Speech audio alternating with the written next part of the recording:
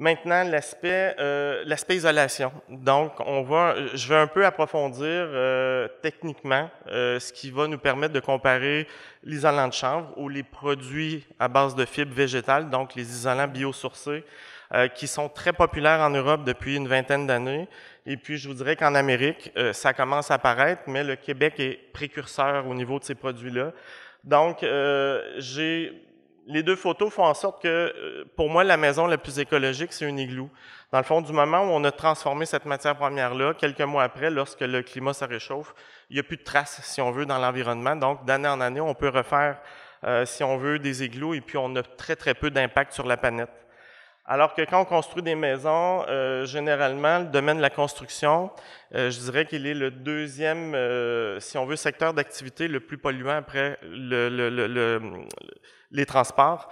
Donc, c'est un milieu sur lequel je crois qu'il faut s'attaquer, sachant que pour construire une maison neuve, présentement, on dépense à peu près 1 million de kilowattheures pour la construction dans son ensemble de cycle de vie, alors que présentement, pour chauffer une maison annuellement, on va dépenser entre 20 et 25 000 kilowattheures. Donc, à chaque fois qu'on construit une maison neuve, on vient impacter, si on veut, la planète d'une cinquantaine d'années.